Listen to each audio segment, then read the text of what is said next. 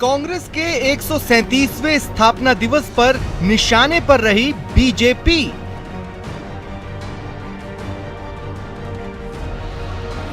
कांग्रेस मुक्त भारत के नारे और धर्म वाली सियासत पर प्रहार।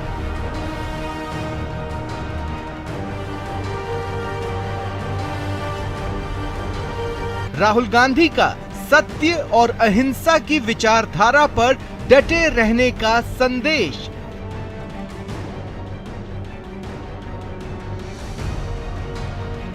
सीएम गहलोत बोले, कांग्रेस मुक्त भारत की बात करने वाले खुद हो जाएंगे मुक्त।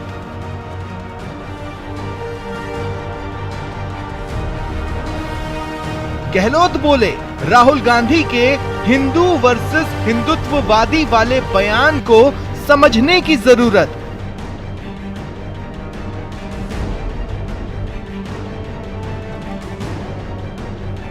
सीएम ने कहा, कांग्रेस का त्याग और बलिदान का इतिहास है।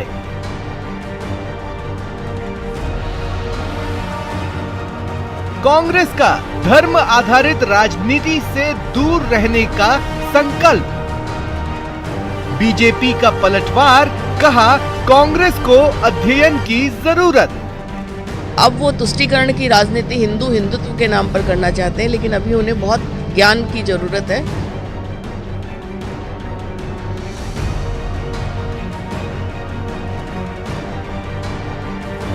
हाथ से मुक्ति बनाम हाथ की मजबूती। नमस्कार, बहुत स्वागत है आपका। प्राइम डिबेट देख रहे हैं आप, आपके साथ में जेपी शर्मा। कांग्रेस का 136 साल के इतिहास के कई हिस्से किए जा सकते हैं। संघर्ष से सत्ता का दौर पार्टी ने तय किया और अब फिर से पार्टी को सत्ता के संघर्ष से दो चार होना पड़ रहा है। पिछले एक दशक में ही पार्टी ने कई उतार चढ़ाव देखे हैं। 2004 से 14 तक 10 साल तक देश पर राज करने वाली पार्टी अचानक हाशिए पर भी गई और कांग्रेस मुक्त भारत के तंज भी पार्टी ने झेले हैं।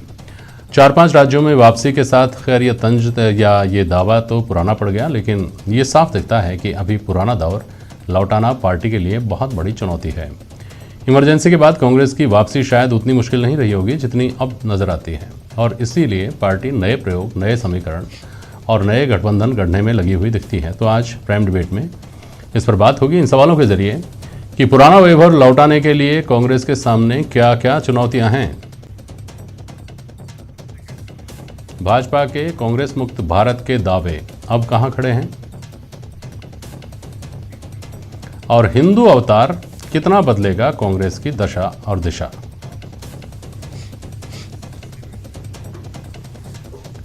पंकज जोशी जी हमारे साथ, भारतीय जनता पार्टी के प्रवक्ता। अरुण शर्मा जी हैं, कांग्रेस प्रवक्ता। डॉक्टर वरुण पुरोहित हैं, विश्लेषक हैं। और एसपी मित्तल साहब हैं, आप वरिष्ठ पत्रकार हैं। बहुत स्वागत है आप सभी का। अरुण जी, पहले आप बता दें कि क्या इस 3 दिन के प्रशिक्षण शिविर में सीखा सिखाया गया, फिर बात आगे बढ़ाएंगे। अरुण शर्मा जी।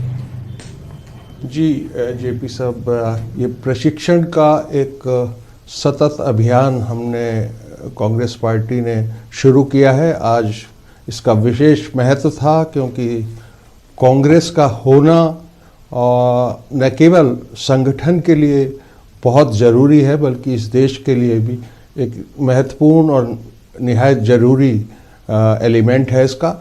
और प्रशिक्षण शिविर आमतौर पे जो हमारे कार्यकर्ता हैं उनको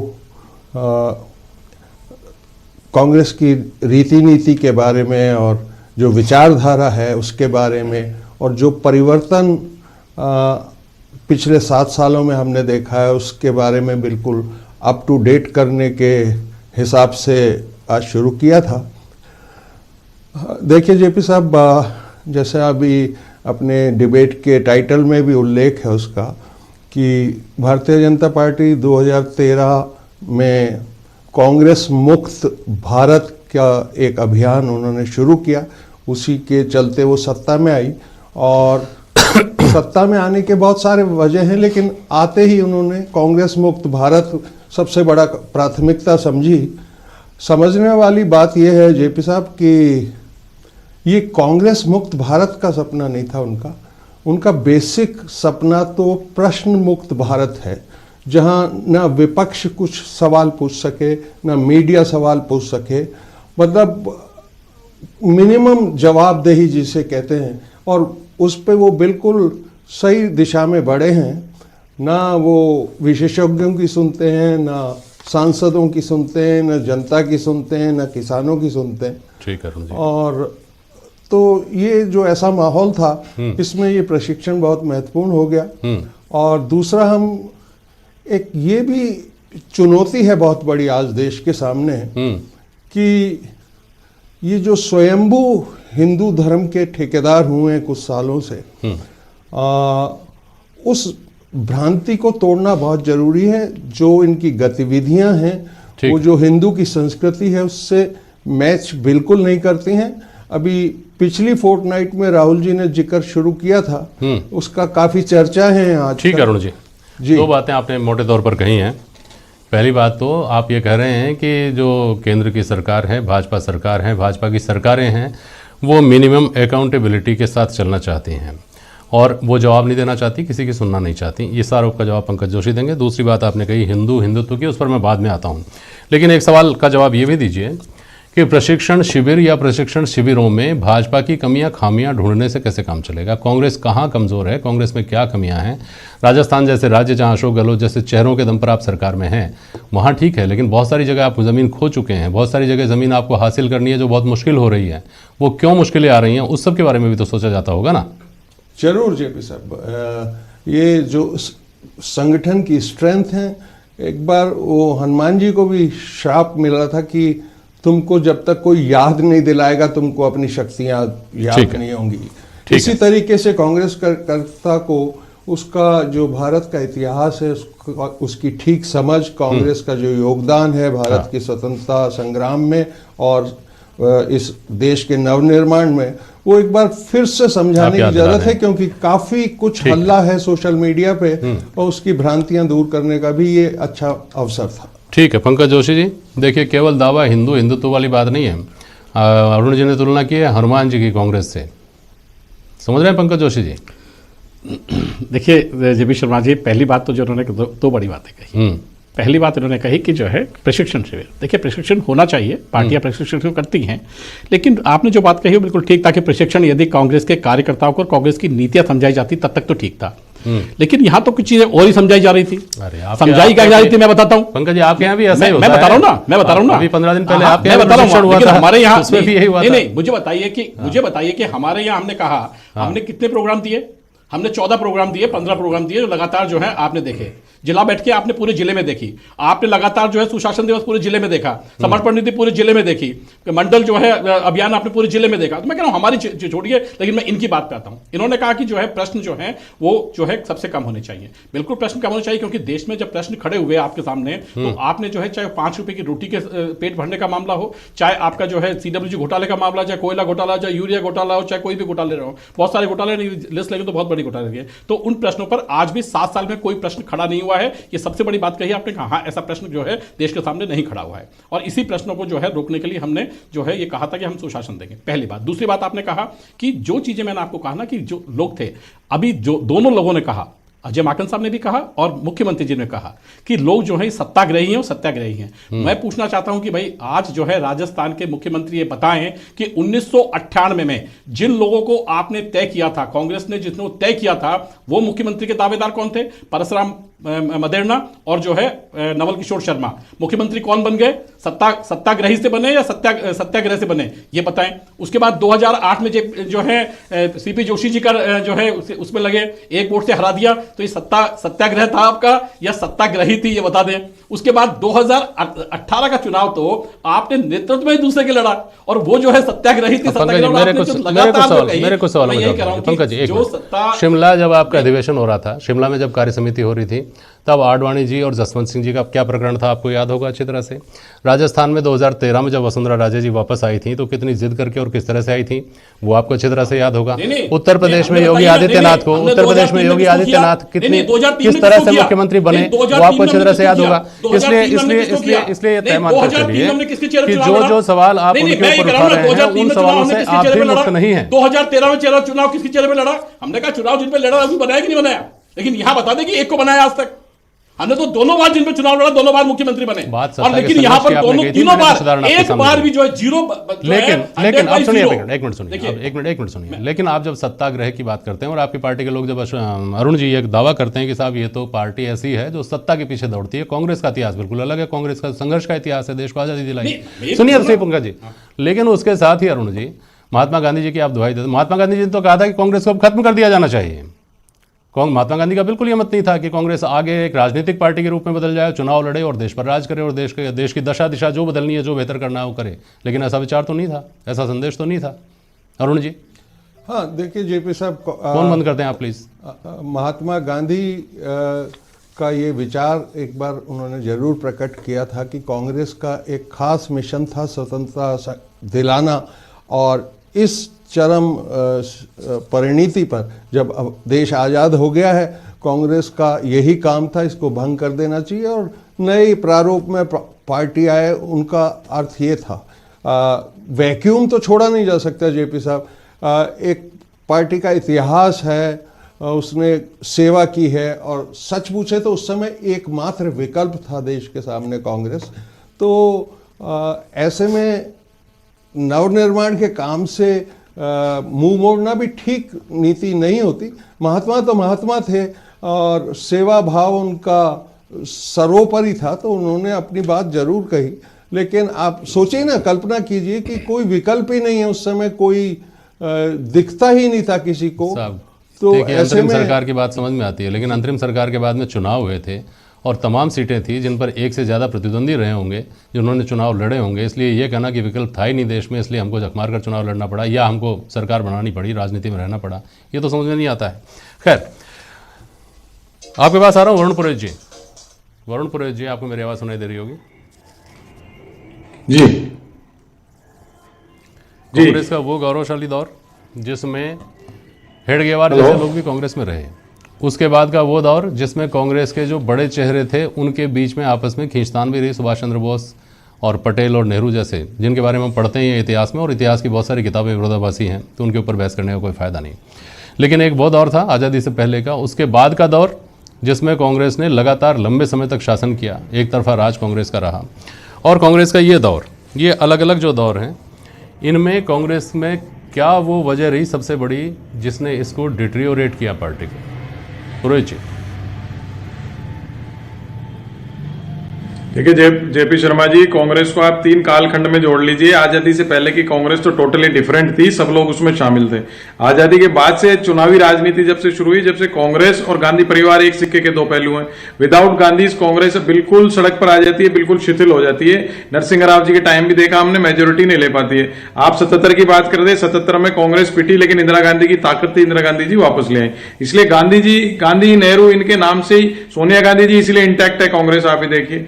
लेकिन डॉक्टर मनमोहन सिंह जब से आए, 10 साल उनका प्रधानमंत्री का कार्यकाल रहा। मैं ये नहीं कह रहा इकोनॉमिस्ट अच्छे थे कि नहीं थे, क्योंकि उनको पॉलिटिकल आदमी नहीं थे। कांग्रेस का जो उद्भव हुआ वो भारतीय समाजवाद के आधार पे हुआ, वो लिया है पूंजीवाद। तो कांग्रेस का वर्कर, कांग्रेस के नेता हतप्रभ हो गए, प्रधानमंत्री से कांटेक्ट खत्म हो गया, वर्कर्स का सांसदों से खत्म हो गया, मंत्रियों से खत्म हो गया। तो वो कांग्रेस 10 साल तक नीचे चलती चली गई, उसकी एनर्जी लेवल खत्म हो गया। फिर राहुल गांधी आए, राहुल गांधी ने एक एनर्जी डाली और 3-4 प्रांतों में कांग्रेस लौट कर आई। लेकिन वो आप ही देखिए, वो छोड़ के चले गए। जब आपका नेता कमान छोड़ देगा तो आप चलाओगे। जो सोनिया जी गांधी की हिम्मत है, 2004 में हो सकता था, आप जो बात कर रहे हैं वो सही हो, लेकिन 2009 में कांग्रेस वापस जीती, यूपीए वापस जीती, जिसके 2 बड़े कारण थे। नरेगा एक ग्रामीण क्षेत्र का, और शहरी क्षेत्रों ने न्यूक्लियर डील की वजह से कांग्रेस को चुना। कितना मजबूत डिसीजन इन्होंने लिया है। और उसके बाद 2014 तक, 4 से 14 तक कितने सारे राज्य थे जिनमें कांग्रेस की सरकार थी और रिपीट हुई थी।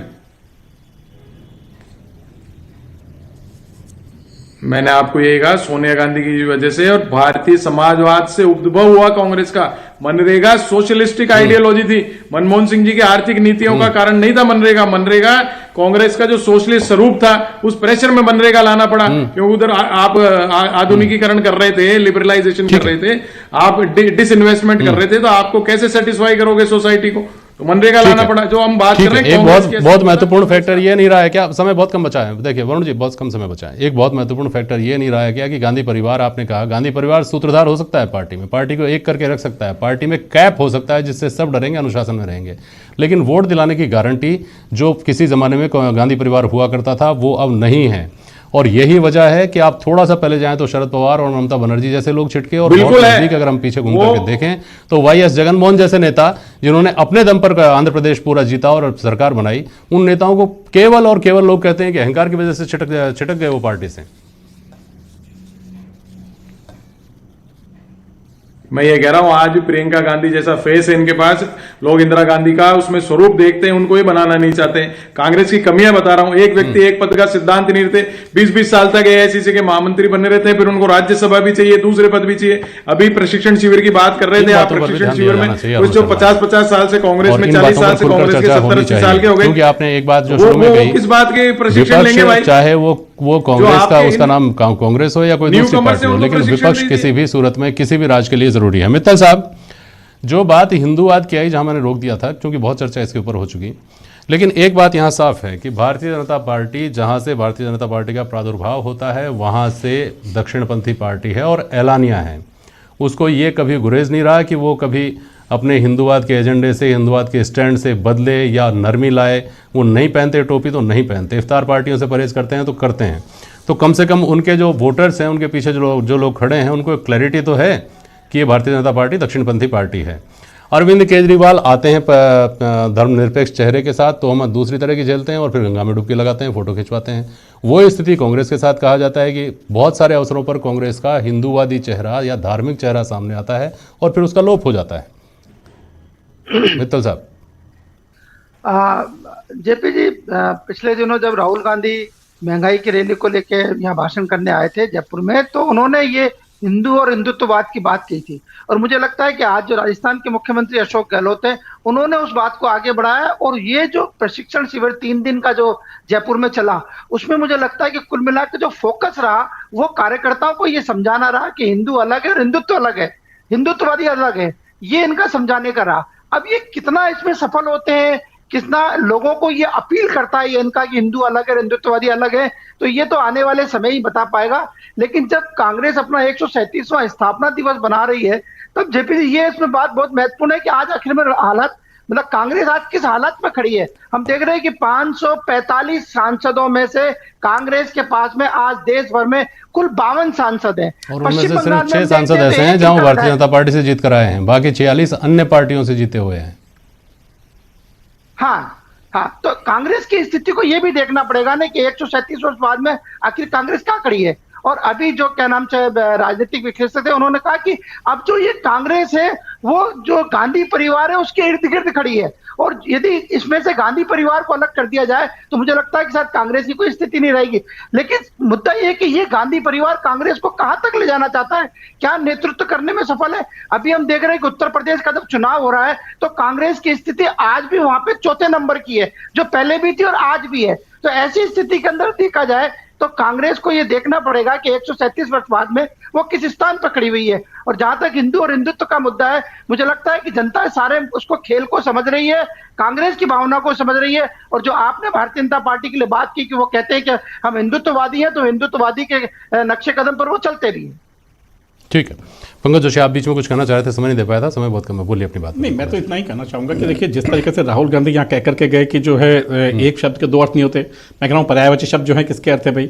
दूसरा, अब हिंदू और हिंदुत्व की बात चल रही है, तो मैं कह रहा हूँ कि आज संधि विच्छेद ही पढ़ लीजिए कि हिंदुत्व का ये जो चीजें हैं केवल आप अर्थों का अर्थ लड़ाई करके, और ये आपकी जो अभी बिल्कुल मित्तल साहब ने कहा कि सवाल व्याकरण का नहीं है, सवाल, हाँ बोलिए अपनी बात पूरी करिए। मैं यही कह रहा हूँ। और अब आप देखिए प्रशिक्षण शिविर, मुझे बताइए प्रशिक्षण शिविर में कहाँ गए सचिन पायलट? नहीं, पहले क्यों नहीं बात, वो व्याकरण की बात कर लेते हैं। अरुण जी, देखिए इतनी बात समझ में आ सकती है कि आप ये कहें कि व्याकरण में ना जाएं, हिंदू और हिंदुत्व 2 अलग अलग चीज़ें हैं, लेकिन वो तीसरा वर्ग भी है जो हिंदुत्व और इसके अलावा वो हिंदू है जो हिंदुत्व वाला जो कट्टरवाद आप कह रहे हैं ना, वो तो नहीं है, लेकिन हिंदुत्व का गौरव महसूस करता है और उसको प्रकट भी करना चाहता है, और यह भी अपेक्षा करता है कि अगर मैं अपने हिंदुत्व का गौरव प्रकट करूँ तो कोई उस पर आपत्ति ना करे। और चूंकि आपत्ति की जाती है दूसरी तरफ से, तो वो व्यक्ति कहाँ जाएगा, वो उसको आप कहाँ रखेंगे?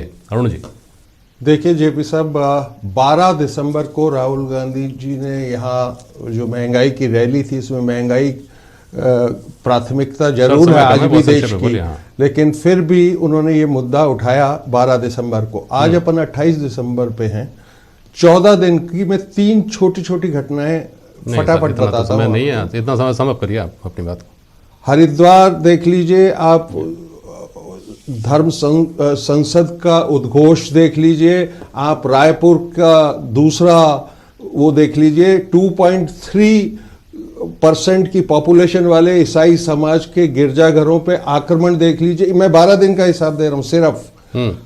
सिर्फ यही हम समझाना चाह रहे हैं कि ये जो चुनावी हथियार बनाया जाता है इसको, अच्छा ये सब होती ही चुनावों के आसपास है। दलित को कल जो है आपने शुक्रिया आप सभी का प्राइम डिबेट में शामिल होने के लिए। आज के लिए बस इतना ही, नमस्कार।